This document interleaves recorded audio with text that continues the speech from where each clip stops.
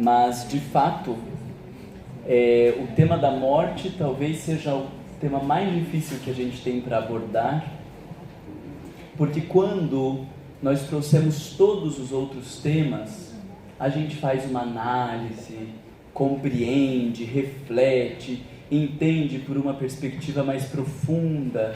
Agora, o que a gente faz em relação ao tema morte? Aceita e pronto. Não tem para onde correr, não tem muito o que ficar pensando, não tem muita análise para fazer, né? É do tipo, é isso, vai ser para todo mundo e não tem o que fazer. Então, parece que a gente fica, parece não, né? Nós ficamos impotentes frente a esse tema. E talvez por isso seja tão difícil de falar da morte, porque isso remete à nossa impotência, isso remete às frustrações, isso remete às nossas limitações e não tem para onde a gente ir, né?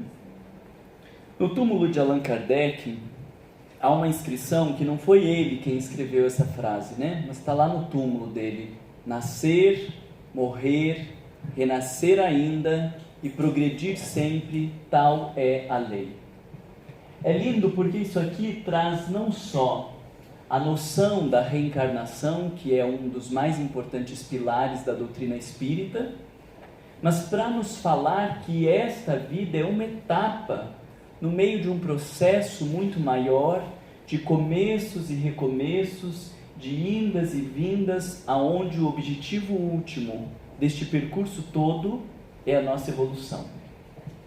Então isso tem muito da perspectiva do budismo, de fazer esse distanciamento da dimensão material, ou de não dar tanta importância e tanto peso para as coisas materiais, para que a gente se atenha a um processo, a um percurso que deve acontecer dentro da gente, e aí nós não ficamos tão presos a cada coisa que a vida nos oferece, a cada dor, a cada morte, a cada experiência difícil, porque nós estamos compreendendo um processo muito maior, aonde da mesma maneira que uns estão chegando, outros estão indo, daqui a pouco é a gente, os outros, e está tudo numa situação que é muito maior. Isso a gente vai aprendendo a viver em vários momentos da nossa vida, né? Quando a gente é criança e tem que mudar de escola, a gente vive essa experiência, e depois quando a gente vai para a faculdade, a gente vive essa experiência, e quando sai da faculdade a gente não consegue mais manter aqueles mesmos amigos, e nós vamos vivendo essa experiência inúmeras vezes ao longo da nossa vida. Mas parece que de uma maneira infantil a gente tenta resistir ao máximo e não percebe que isso faz parte de um processo. E quanto mais a gente tenta agir contrário à lei ou contrário à natureza, mais doloroso é o processo, mais a gente se debate, mais tudo fica confuso, né? Então, falar da morte, ao mesmo tempo que é tão difícil, nós poderíamos dizer que é a coisa mais simples ou mais óbvia para a qual nós teríamos que olhar, porque falar da morte é compreender a vida, é compreender a lógica da vida, é compreender o que a gente está fazendo aqui, porque se a gente vai morrer, então a gente começa a olhar a vida por um ângulo diferente, se essas coisas a gente vai deixar, então a gente começa a dar um outro valor, e a gente dá um outro valor para pessoas, para coisas, para relações, a gente entende a lógica da vida a partir do momento que a gente começa a pensar a morte.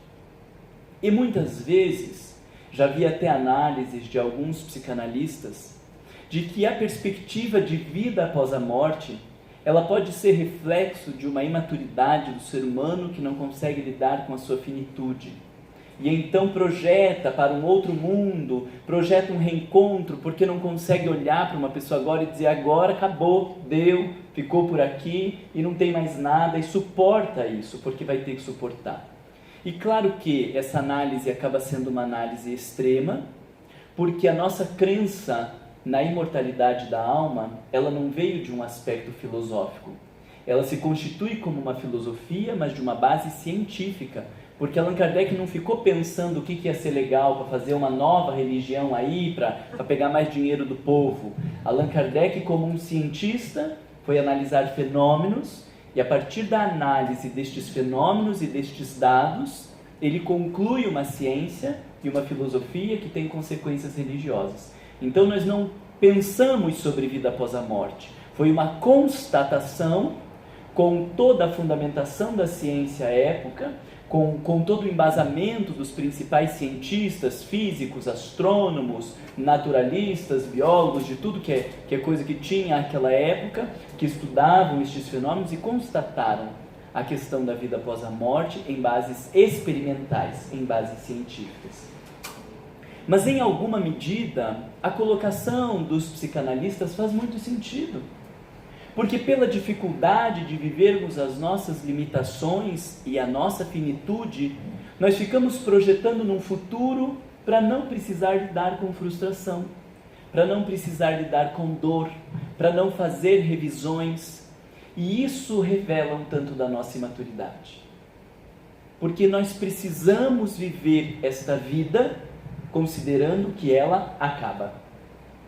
Precisamos viver estas relações considerando que elas acabam.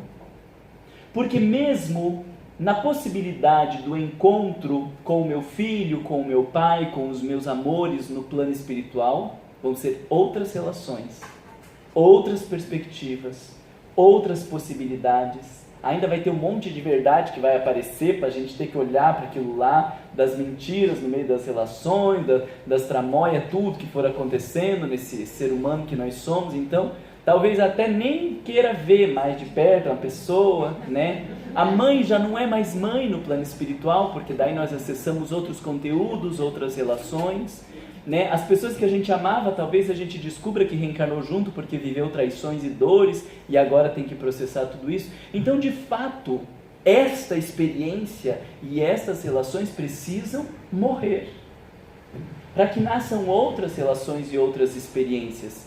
E nós temos lá há muito tempo na literatura espírita o caso de André Luiz quando ele se encontra com a mãe dele. E aí o que é? Oi meu filho, tudo bem aí? Força, oração, estamos indo. E tchau. Mãe, já foi. Pensa aí que a coisa vai dar certo, né? Não foi reencontro para voltar a morar em casa junto, para a gente fazer janta de volta e a gente ficar conversando, contar tudo a fofoca. Não tem isso. Aquela relação que ele tinha com aquela mãe acabou. E a gente não sabe o que vem para frente, o que se constrói.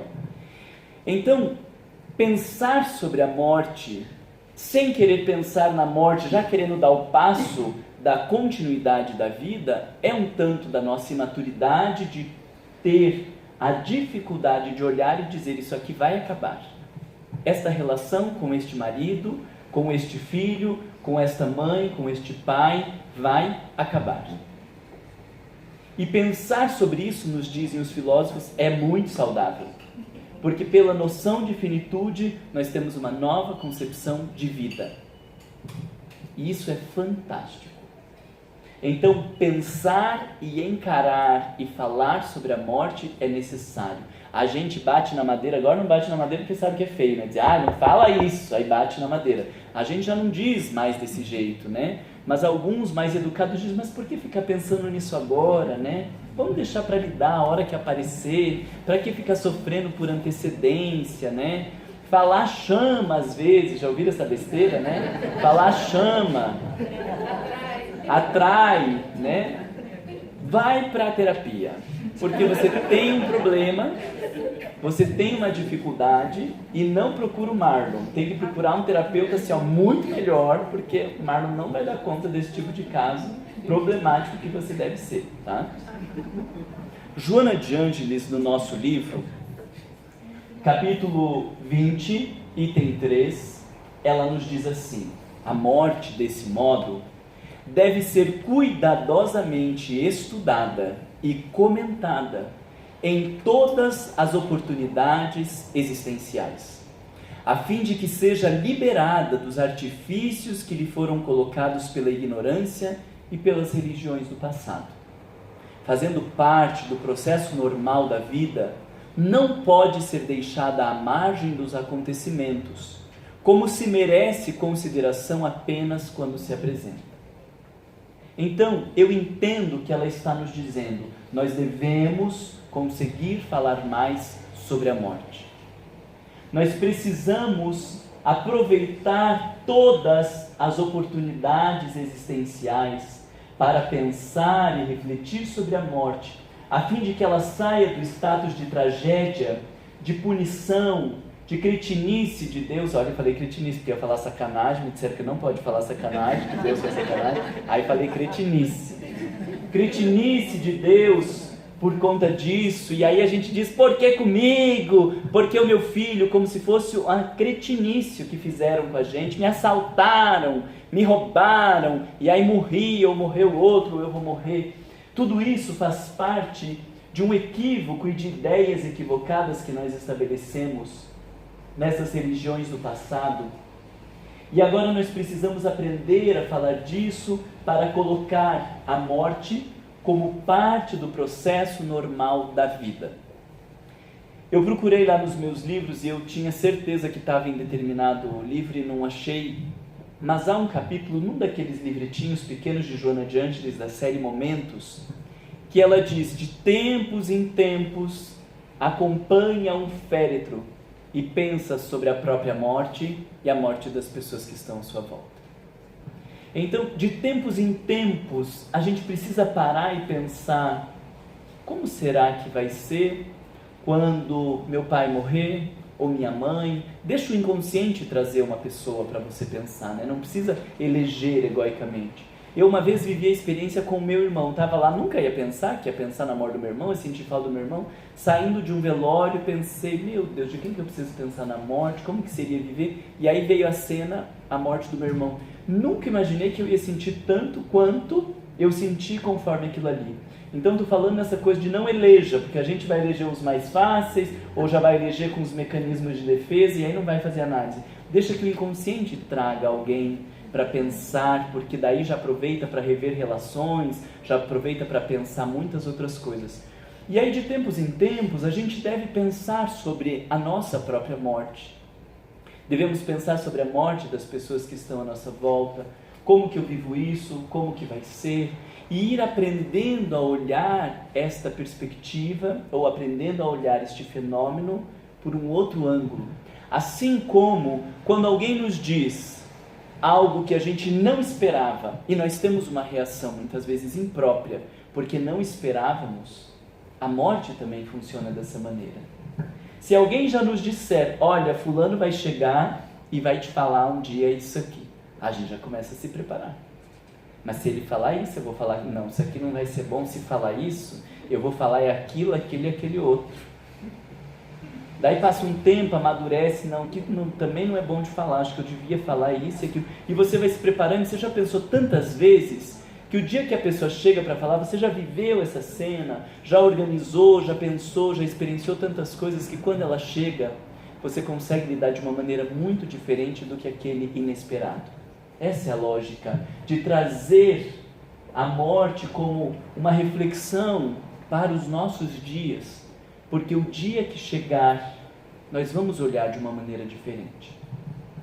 Hoje nós temos discutido muito na psicologia, na medicina, em várias áreas, sobre a questão dos cuidados paliativos. Até onde que vão as intervenções, até onde que é saudável tentar manter a vida do sujeito encarnado, até onde a gente precisa conseguir ceder em determinados momentos. E muitas vezes a gente vê as famílias enlouquecidas fazendo 500 mil intervenções e só tem ali um corpo vegetando. E teve um dia que eu ouvi uma mulher no hospital, não diretamente comigo, mas ela dizia assim, eu preferiria ele aleijado, porque o médico estava falando que se ele sobrevivesse ele ia ficar com muitas sequelas. E ela dizia, eu preferia ele aleijado do meu lado do que ele ter morrido. Então a gente vai perdendo até o bom senso, vai perdendo a lógica, porque nunca parou para pensar naquela morte, nunca se organizou internamente para lidar com aquilo, nunca refletiu sobre essa possibilidade. Aí quando nos toma de sopetão, a gente não sabe como lidar, como se posicionar e acaba agindo de uma maneira enlouquecida, porque uma mulher dessa, ela está dizendo, olha, eu não estou nem aí para ele, eu não estou nem aí para os sentimentos dele, eu não estou nem aí para a evolução dele, o que eu queria é que ele não me deixasse. É uma maneira egoísta, né? Absolutamente egoísta, enlouquecida, Por quê? Porque o sujeito nunca parou para se organizar internamente. E aí quando a gente não se organiza internamente, o que aparece? Aparece o nosso pior. Porque é o predomínio do mal, é todo mundo egoísta, né? Mas se eu paro para pensar que cada um tem um tempo, que cada pessoa vive determinada experiência e que quando chegar a morte das pessoas que eu amo, talvez então eles já estejam concluindo, é claro que vai ter um impulso de egoísmo naquele momento da morte, uma vontade de querer que fique, mas eu já elaborei aquilo, eu já pensei tanto que eu consigo dar uma segurada nesse egoísmo. Ou, o que Allan Kardec nos diria, a gente consegue domar um pouco esse egoísmo, domar as nossas más tendências para que ela não nos machuque e para que não machuque as pessoas que estão à nossa volta. Mas se eu não penso, se eu não reflito, eu não consigo lidar com estas experiências. E aí eu falava dos cuidados paliativos, e hoje em dia os profissionais eles estão se organizando cada vez melhor para ajudar as famílias a pensar o que é a morte. O que é esta aproximação em relação à morte? Ajudar as famílias a falar sobre morte. Porque a gente fala sobre vida, a gente fala sobre sucesso, a gente fala sobre êxito, mas não fala sobre morte, como se fosse um problema. E então os profissionais estão se capacitando para pensar que o dia da morte pode ser um dia bonito, que pode ser um dia especial. Os momentos que antecedem a morte não precisam ser momentos de tragédia, eles podem ser momentos de reconciliação, eles podem ser espaço de reaproximação. E aí, eu me recordo de uma família que era aqui de Curitiba, mas por conta dos médicos, a pessoa foi para São Paulo fazer o tratamento, e ela me descreveu uma cena tão linda, porque eles já sabiam que estava chegando próximo do momento da morte, em decorrência do câncer, e os médicos conversando, e eles conversando e pensando, e já tinham conversado com o moço, se ele estava pensando sobre a morte, como que ele estava lidando com isso, e eles conversando entre eles, como que ia ser nesse momento, e quando o dia chegasse, e a família foi se preparando de tal jeito, foi se preparando de tal jeito ao longo de algumas semanas, que no momento da morte, eles não sabiam que ia ser aquele momento da morte, e essa pessoa que estava mais conectada e inspirada, ela disse, gente, vamos fazer uma oração. E aí por acaso tinha chego um outro, e quando ela viu que estava aquela quantidade de pessoas ali, ela falou, vamos aproveitar todo mundo para fazer uma oração. E aí ela relata, eu até me emociono de lembrar da cena, ela relata que eles fizeram um círculo assim em volta da cama, e todos estavam fazendo oração, e neste momento o moço morreu. Eu disse, Marlon, eu nunca imaginei que ia viver uma experiência tão linda, tão significativa e tão marcante. Mas por quê? Porque Deus favoreceu aquelas pessoas? Não, foi porque elas encararam os fatos. Foi porque elas olharam para essa questão da morte, pensaram sobre isso, e aí a vida nos responde de modo gentil quando a gente está fazendo os investimentos adequados. Não foi um privilégio para aquela família viver esta morte dessa forma. Foi o resultado do investimento que eles estavam fazendo ao longo de todos aqueles dias. Porque é difícil você olhar para a pessoa que está ali à beira da morte e dizer, você está pensando sobre a sua morte? Eu lembro que eu perguntei isso para minha avó antes dela morrer, um pouco antes, enquanto ela ainda estava lúcida, eu falei, vó, a senhora tem pensado sobre a morte? E ela disse, eu penso todos os dias. Meu pai do céu, não sabia o que dizer naquela hora. Eu falei, mas e o que a senhora pensa? Eu penso que eu vou morrer, eu estou pensando nas pessoas que eu vou reencontrar, eu estou pensando em como que as coisas ficam, eu estou pensando no tempo, no porquê que eu estou aqui. E aí a gente teve uma conversa breve, minha avó não era de muita conversa assim, mas foi tão importante poder conversar sobre isso, conversar sobre, então nós vamos fazer procedimentos invasivos, a senhora quer que negócio que fura no pescoço, a sonda que enfia no nariz, quer que mantenha e via respirador? Não quero nada disso, ela já dizia antes, pelo amor de Deus, não quero nada disso, não quero ficar em hospital, eu quero ficar em casa, não quero ficar em hospital de jeito nenhum, e aí a gente pôde conversar sobre essas coisas e olhar para a morte por uma perspectiva diferente. E aí esse processo, estou aproveitando e compartilhando uma experiência minha, vocês me desculpem, não estou me colocando como referência, mas estou falando porque foi algo que me tocou muito. E quando eu falar da minha mãe, meter a boca nela, também falo, né, falar do pai, então, daí estão falando de uma coisa boa, também pode falar, né? E aí isso foi algo tão mais leve de poder conversar, de poder entender, de poder pensar sobre isso, mas eu estou falando também porque eu lembro do primeiro constrangimento do meu Deus do céu. O que ela vai pensar se eu perguntar se ela está pensando sobre a morte, né? Que eu já estou achando que ela já está indo, que eu quero que vá, que não quero que vá, que fique, o que vai. Não, é porque faz parte da vida. Todos nós vamos viver essa experiência.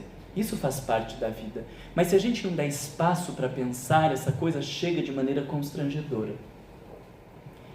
E aí a gente precisa organizar-se internamente para lidar com dores que fazem parte da experiência, né? Eu lembro de uma senhora que foi ao centro espírita e ela estava desolada por conta da morte do filho. Ele tinha se formado em medicina, já tinha feito a residência, estava com um futuro promissor, casado, com filhos, era um homem lindo, muito bem sucedido, uma vida, como se diz, inteira pela frente.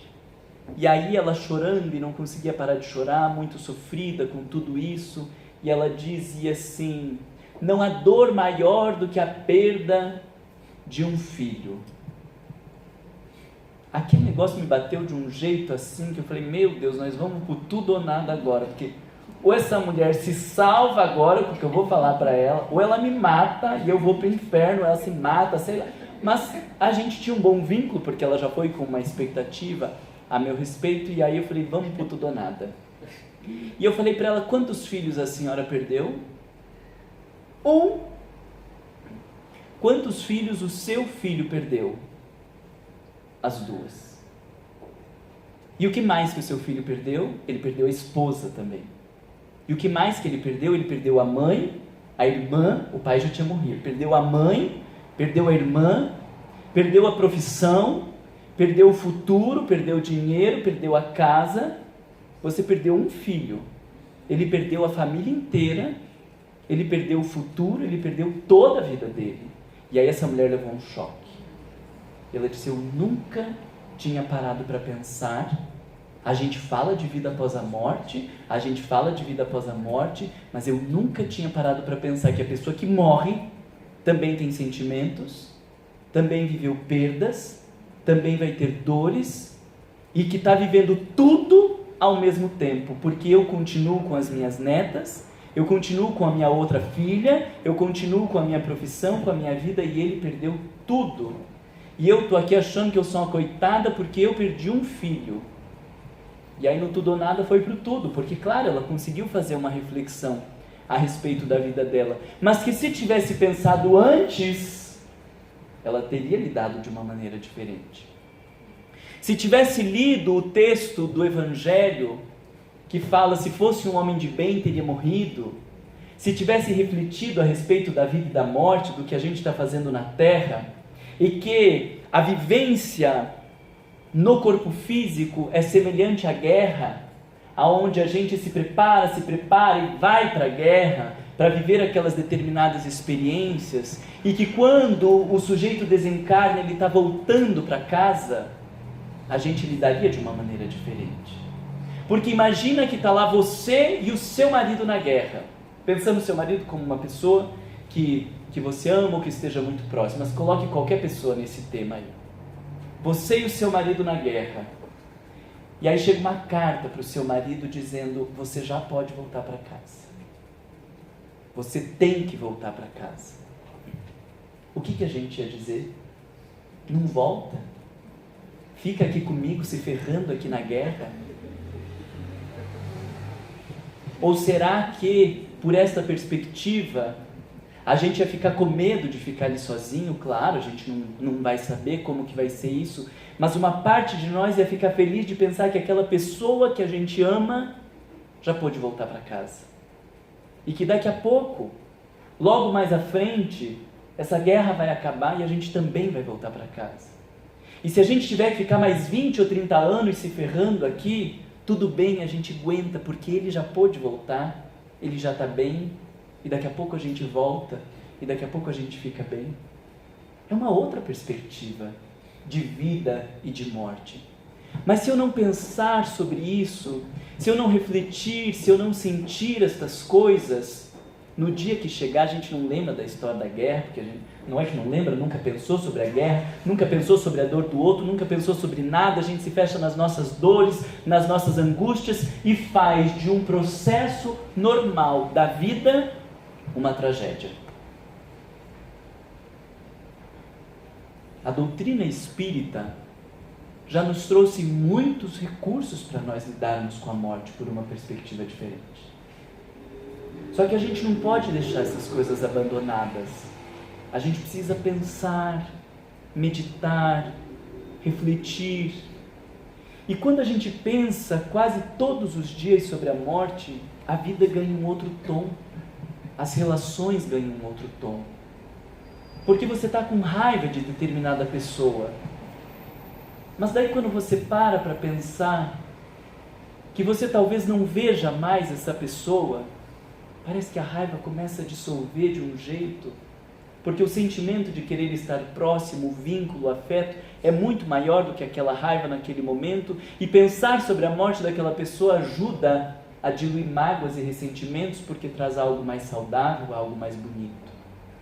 Quando você pensa a respeito da morte que vai te chegar, e você vê o tempo que você gasta com o teu trabalho, e o tão pouco tempo que você gasta com as coisas que te fazem bem, com o desenvolvimento da sua espiritualidade, com os relacionamentos afetivos, você diz, gente, eu não posso continuar gastando tanto tempo com o meu trabalho, ou não posso gastar tanto tempo com estresse, com isso ou com aquilo. E a gente começa a valorizar outras coisas que a gente não valorizava quando não pensava na morte. Porque no momento que eu estou assistindo a notícia e o meu filho vem conversar, eu digo, fique quieto só um pouco, deixa eu terminar de assistir a notícia. Mas se eu soubesse que amanhã ele não ia estar aqui, eu largava todas as notícias para ter o tempo com meu filho. Então, tem que largar todas as notícias o tempo inteiro, porque aquilo ali é mais importante. E mais para frente, a notícia não vai te fazer muita falta em relação à falta que você vai sentir daquela pessoa. E aí a gente é mais ameno quando a gente pensa na morte. A gente aproveita o nosso tempo diferente quando a gente pensa na morte. A gente cultiva muito mais a espiritualidade quando pensa na morte. E o mais óbvio disso, do quanto se transforma, são as pessoas que vivem a experiência de quase morte, né? A grande maioria das pessoas que vivem a experiência de quase morte, elas vivem mudanças profundas na sua vida. Porque elas se depararam com a morte, voltaram, e aí agora dizem, opa, eu não vou continuar administrando a minha vida como eu administrava. Mas é como se a pergunta fosse assim, tá, e antes você não sabia que você ia morrer? Você ficou sabendo só agora. A única coisa que é certa é que a gente vai morrer. Mas a gente vive a vida e o tempo inteiro como se não fosse. E aí ela se apresenta como uma verdadeira tragédia. Joana de Ângeles diz, a fatalidade biológica estabelece que tudo quanto nasce, morre. Tudo. A gente vai precisar viver a experiência da morte. Isso é inevitável. Queira ou não queira, se prepare ou não se prepare. E aí nós temos uma obra extraordinária, trazida por André Luiz, chamado Obreiros da Vida Eterna. Todos os livros de André Luiz precisam ser lidos, toda a obra do Obreiros da Vida Eterna precisa ser lida, mas eu estou referenciando em especial, eu acho que os últimos seis capítulos será no final, Soraya? 13, 14, 15, do 13 para frente, porque a Soraya é nossa especialista em morte lá no Cláudio Reis, ela que trabalha os módulos de própria morte e morte de entes queridos.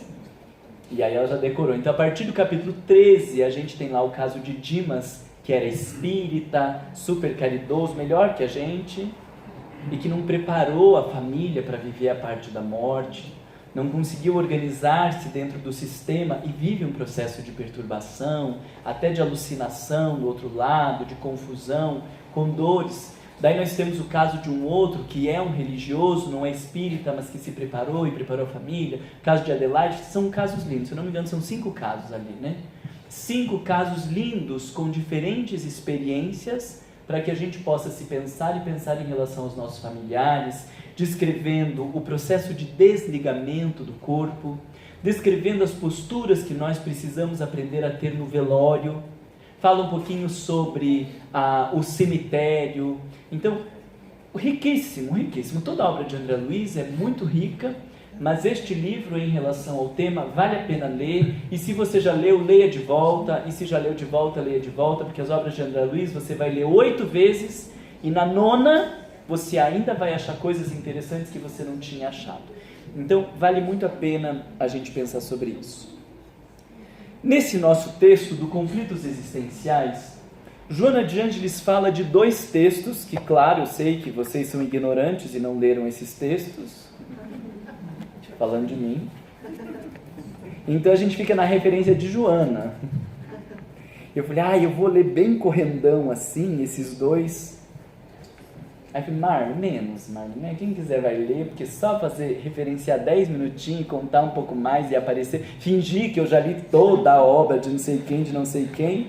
Aí eu falei, não, vou dobrar um pouco meu orgulho e vamos fazer só a citação da citação. É péssimo fazer citação da citação.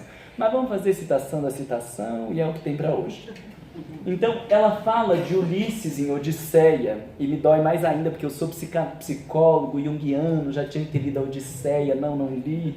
Cito, às vezes, se vocês me vêem citando em algum lugar, eu falo, eu sei que o Marlon não leu Odisseia, está fingindo que leu. E ela diz assim, há uma tradição na Odisseia em que as sereias invejavam Ulisses por ser ele imortal, enquanto elas permaneciam neste estado saturador de imortalidade física. É o contraponto da nossa vida, né? E estes clássicos, eles são interessantes porque eles muito nos ensinam a viver, nos ensinam a refletir. E aí eles estão falando justamente do contrário do que a gente tem, porque a gente invejaria as pessoas imortais. E aí Ulisses traz, a Odisseia traz essa reflexão do quanto os mortais eram invejados porque de repente a vida perde sentido e as coisas ficam muito estranhas quando não existe a possibilidade destes recomeços. E então ela também fala das viagens maravilhosas de Gulliver. Este visita um país no qual em cada 100 anos nascia uma geração de imortais físicos. Como era natural, Gulliver desejou conhecer alguns daqueles que haviam superado a fatalidade biológica.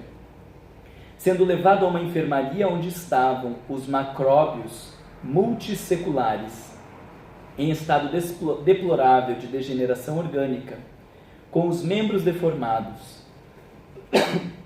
decompondo-se em vida, em razão da putrescibilidade da matéria de que se constituíam. Então esses 2 clássicos, eles nos falam a respeito da necessidade da morte. Porque a morte dá noção de destruição para novas construções. Vocês já leram no Livro dos Espíritos a destruição como lei divina, como parte de um processo, onde as coisas precisam ser destruídas para que novas coisas sejam reconstruídas. E nós vamos entendendo que a destruição, ela não é um problema, ela é uma possibilidade, desde que a gente encare-a por esta perspectiva.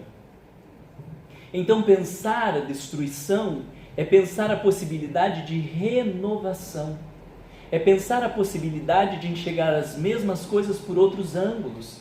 Vocês lembram daquele texto, se eu não me engano, de Mário Quintana, quando ele fala do fim de ano? Ele diz assim, abençoada é a pessoa que inventou os anos, porque parece que no início de um novo ano se renovam as nossas expectativas, se renovam os nossos desejos, se renova a nossa vontade. A gente diz, não, esse ano vai ser diferente. E aí tá certo, é uma palhaçada aquelas listas que a gente nunca cumpre. Agora eu vou para academia, eu vou acordar às 6 da manhã para fazer caminhada, eu não vou comer trigo, eu não vou... Tudo bem que você não faça nada daquilo que está lá, mas só a expectativa de viver a experiência de um modo diferente, ela já nos dá um novo ânimo. E quando está acabando o ano, A gente até aguenta um pouco mais, porque você está assim naquela coisa horrorosa, estressado, cansado, mas dizendo, graças a Deus que o ano está acabando. Você vai tirar férias no final de ano? Aquele periodinho entre Natal e Ano Novo. E por que está tão feliz então que o ano está acabando? É só porque a dimensão psicológica de uma nova etapa. Porque se dissesse, eu vou tirar um mês de férias, então graças a Deus, porque eu vou tirar um mês de férias. Mas não é o mês de férias que nos renova. É essa sensação de que algo se acaba, para algo novo começar. Então veja que é saudável a perspectiva dessas etapas que se acabam e recomeçam, embora seja um contínuo. E para quem está olhando de fora e não entende a lógica dos anos, não faz diferença nenhuma. Porque fogos de artifício, o que tem de novo nesse ano que tudo continua igual, o trabalho continua o mesmo, as relações continuam as mesmas, o salário o mesmo, tudo igual. Mas as expectativas, a sensação de que algo termina para que algo novo começa, nos renova, nos fortalece e nos anima para a continuidade. E isso também deveria ser a mesma lógica da vida. A expectativa da morte, para poder começar num outro contexto, talvez com outras pessoas, outras relações, rever as palhaçadas que a gente fez nessa. Eu não vejo a hora de morrer para poder estudar mais, porque diz que aqui a gente caminha igual lesma, por causa do corpo, a memória é atrapalhada por causa desse cérebro, o acesso à informação é limitado. Eu fico pensando, meu Deus do céu, como vai ser bom poder estudar, como vai ser bom poder acessar um monte de textos, um monte de coisas que a gente não tem acesso aqui. Não que eu estou com pressa, vamos deixar bem claro. Não estou com pressa, assim. Eu fico pensando que vai ser muito legal quando acontecer. Mas também estou com pressa, porque tem um monte de texto que eu não vi da agora, né? Para que querer pegar outros textos? Deixa eu terminar esses de agora, depois vem os outros textos. Mas então... Nem Odisseia leu aí? Hã? Nem Odisseia não leu li, aí. deixa eu terminar de ler Odisseia, depois as viagens maravilhosas de Gulliver, daí a gente pensa na próxima etapa. Mas então, estou trazendo para vocês algumas reflexões a respeito da dificuldade da gente lidar com a morte, do quanto isso impacta na forma de lidarmos com a vida. Mas o processo para cada um é diferente, o percurso de cada um é diferente. Então eu queria propor para vocês de nós fazermos uma vivência e depois podermos conversar um pouquinho sobre essa vivência. O que vocês acham? Topam? Não é vivência do suicídio, não vai ninguém se matar, nada disso, não se preocupem, é só no campo da visualização, tá tudo muito seguro. Eu sou ousado, mas não a tal ponto, tá? Eu vou interromper nossa gravação aqui, a gente faz a nossa vivência e depois vê o que sobra. Se a gente não voltar no vídeo é porque deu problema, e aí nem ano que vem vai ter continuidade.